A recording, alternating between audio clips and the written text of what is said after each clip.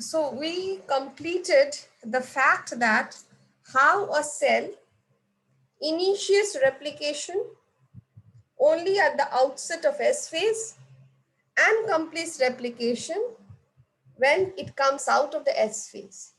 So to recapitulate what we did the last day is that in the G1 phase, the origin recognition complex binds at the origin and the MCM is loaded in the origin. Two important proteins, CDT1 and CDC6, plays an important role in loading the MCM. And we have this pre-replicative complex ready.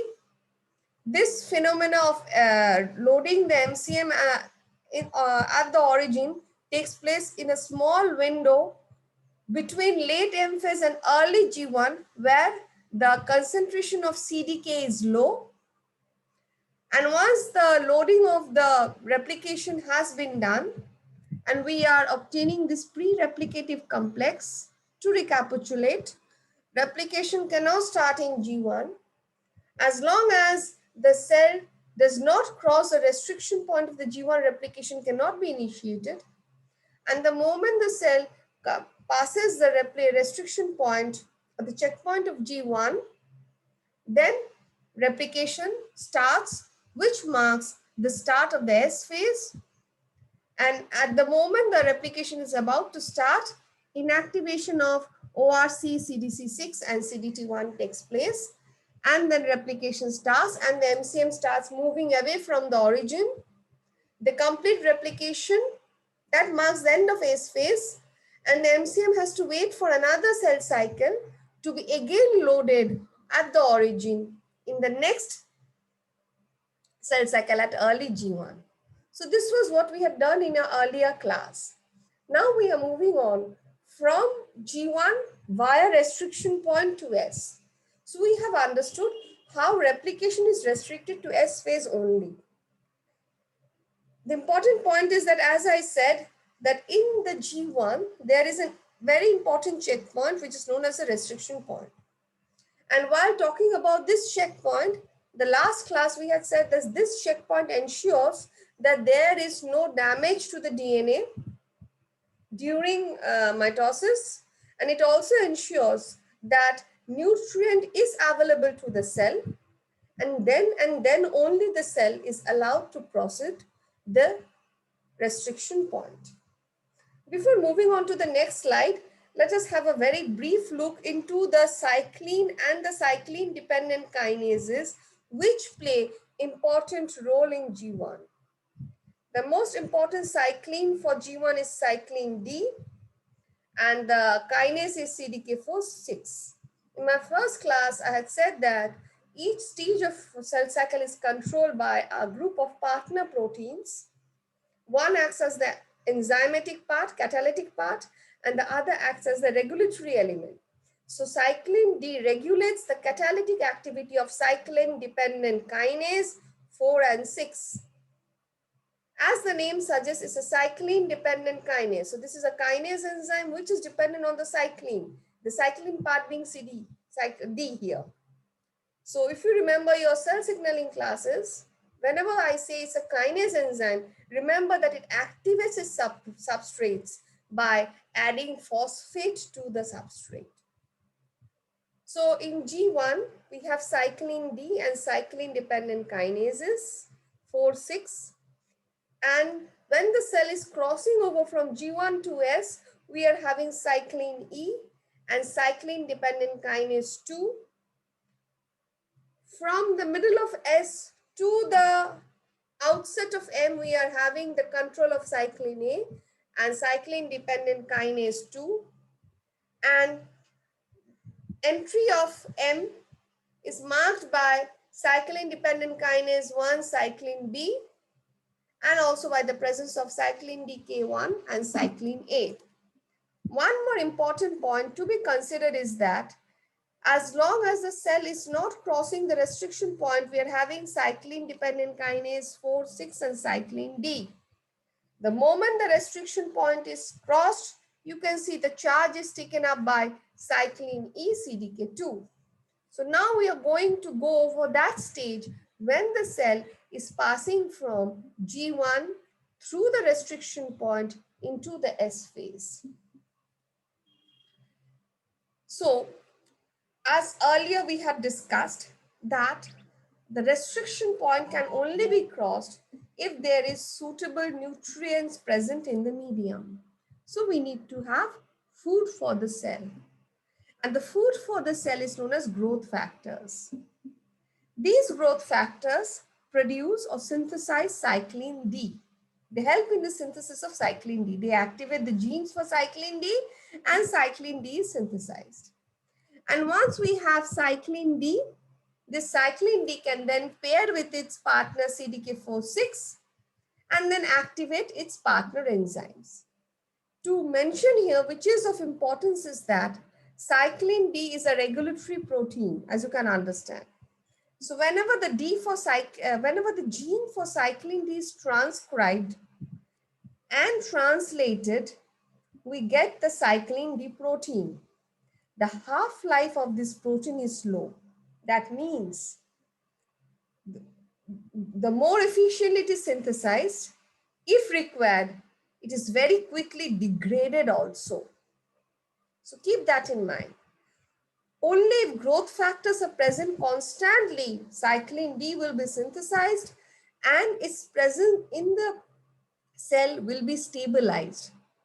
If somehow the growth factor is withdrawn before the cell is able to cross G1S, automatically the existing cyclin D will start degrading and the cell will again halt. So the presence or the absence of cyclin D forms a pivotal factor which controls the passage of the cell from G1 to S. And the presence and absence of cyclin D is in turn controlled by the presence or absence of growth factors. Growth factor presence, cyclin D synthesized. We have the cyclin D CDK4/6 pair, cell is crossing over restriction point. Now, when we are talking about growth factors, we have already studied signaling. And if you remember, the growth factors are ligands which can bind with the receptor, bringing about or trans-autophosphorylation of the cytoplasmic end of the receptors. Once these receptors are phosphorylated, they then recruit further transducer molecules which will transduce the signal.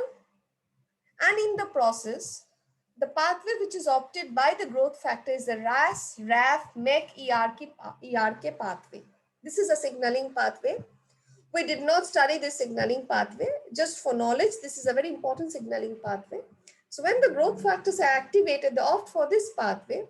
And in this pathway, finally the RAS, RAF are activated. As you can see, RAS, RAF activated. We are having the activation of MEK, mitogen activated protein kinase. These are all, whenever you are seeing a K, that means it's a kinase. So we are having mitogen activated protein kinases. Signals are traveling down into the nucleus, and ultimately, as you can see, as signals are being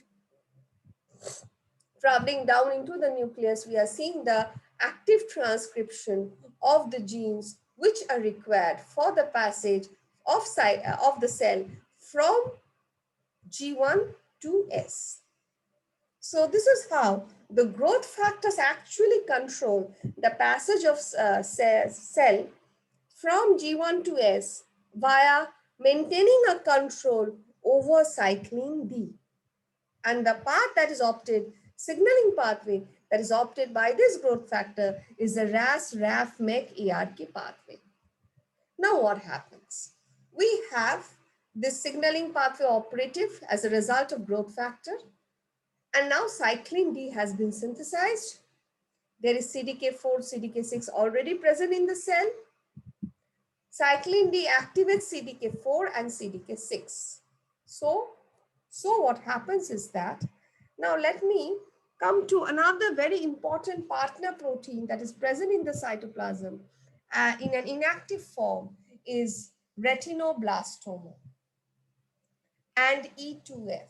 You people might have heard about retinoblastoma. So in the cytoplasm, there is a pair of proteins retinoblastoma and E2F. As you can see, retinoblastoma binds to E2F and inactivates E2F. So you can see in early G1, look into this picture. In early G1, retinoblastoma binds to this particular protein E2F and thus inactivates E2F. So as I was saying that retinoblastoma and E2F are present in pairs. So in early G1, you are seeing that retinoblastoma remains attached to E2F. The retinoblastoma, the moment it binds to E2F, it results in inactivation of E2F. E2F is now not active. Now, what we saw in presence of growth factors, we just now studied that part. In presence of growth factors, cyclin D is synthesized. And cyclin D, active cyclin D, then pairs with CDK4/6 to form an active regulatory enzyme complex. The moment the cyclin D CDK4/6 forms an active complex, what they do, as you can understand, this is a kinase, they phosphorylate retinoblastoma.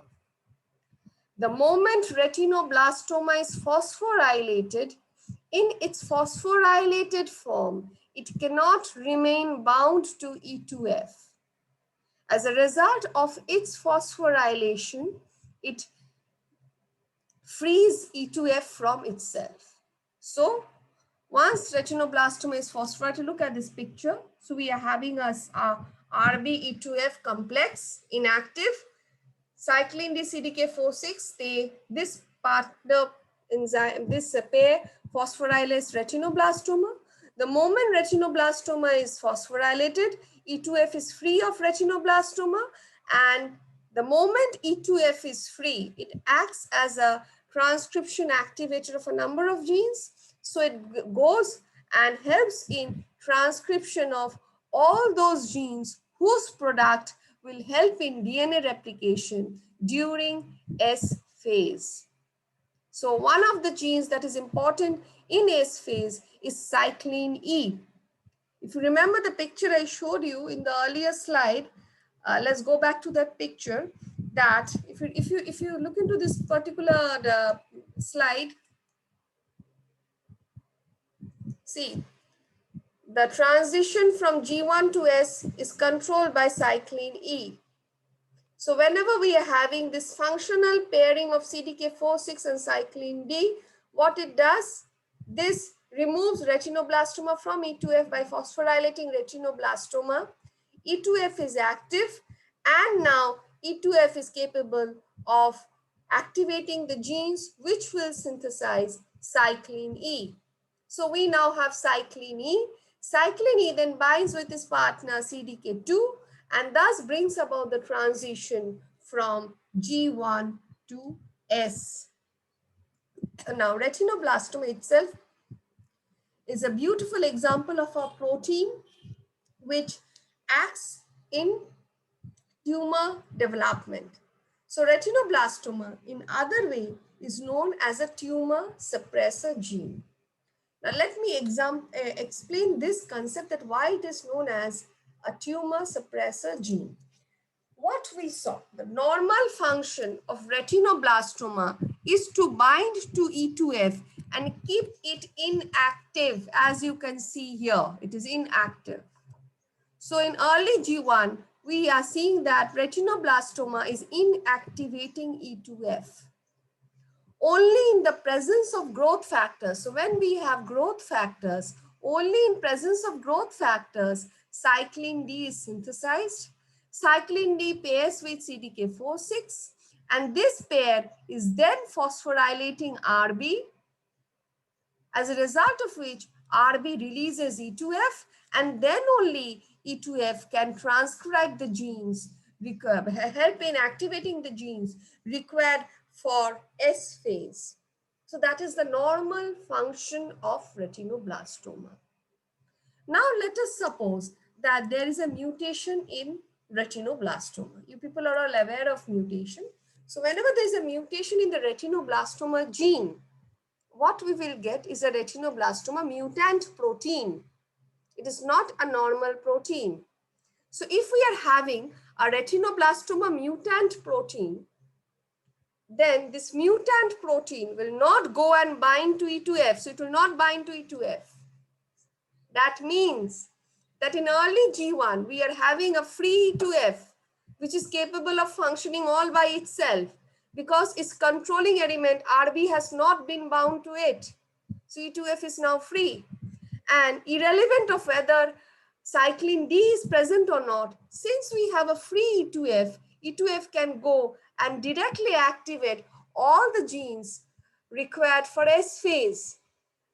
So in such a case, where retinoblastoma is mutant and we have a functional E2F in G1, then the importance of restriction point is becoming negligible because E2F is present, which is free and which can activate all the genes required for S phase. So the cell does not have any control in G1.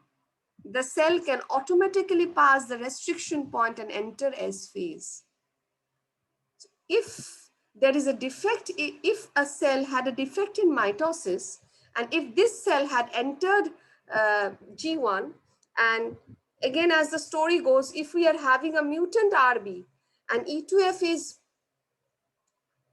functional, then there will be no checking of that defect present in that cell because the checkpoint control has been lost as RB has become mutated. As you can see, the relation of retinoblastoma to cyclin D. Cyclin D phosphorylates retinoblastoma and activates E2F. If RB is mutant and E2F is free, this relation becomes useless. So output of this mutation of RB is that the cell becomes independent of growth factors. The growth factors will not be able to control the cell cycle progress. Once more, if RB is mutant, see, RB is controlled by cyclin D. Cyclin D is controlled by growth factors. So that is the control. If you're having a mutant RB, that means this control of cyclin D and growth factors are no more there. So the cell becomes independent of the survival factors, the growth factors, and irrelevant whether the cell is defective in mitosis, the cell passes from G1 to S. And as you have heard about this word cancer, it's nothing but abnormal growth of an abnormal cell. So cell has become abnormal and the cell is now no more under the control of growth factors, and the cell goes on dividing to produce a mass of cells, which is nothing but a tumor. So in other way, if you look at the function of RB, what is RB doing? RB is binding to E2F and is making put it this way, RB is binding to E2F, and as a result of RB's binding to E2F, it is controlling the function of E2F. It is preventing the unwarranted abnormal growth of cells. As I said, whenever we say it is an abnormal growth of cells or abnormal cellular mass, any abnormal cellular mass in the body is known as tumor. So what is RB doing? RB is preventing the formation of a tumor. Hence, RB is famously known as tumor suppressor gene, because by functioning in a normal manner, it is preventing the activation of E2F in G1 and is thus keeping the cell cycle under the control of growth factors as well as under the control of cyclin D. So we understood the importance of RB with respect to the progression of our cell through cell cycle from G1 via restriction point to S phase. We understood that. Now, one more thing I'd like to emphasize at this point is that keep it in mind that I showed you this particular picture where I had shown you that each stage of cell cycle is under the control of a definite set of partner proteins. So we have CDK4/6 cyclin D for G1. Transition, as we just now studied, from G1 to S is cyclin E CDK2. Transition from S to G2 is again cyclin A CDK2. And transition from G2 to M and out of M is cyclin B CDK1. These are partner proteins of which cyclin B, cyclins are easily degraded. They can be synthesized easily and they can be easily degraded also. But the enzyme parts are more stable molecules. They persist throughout the cell cycle. They are not easily degraded, okay? But as you can see, the enzymes cannot act by themselves. They need to have the regulatory cycling to have a control on their activity. So keeping this in mind, this concept, just now what I said,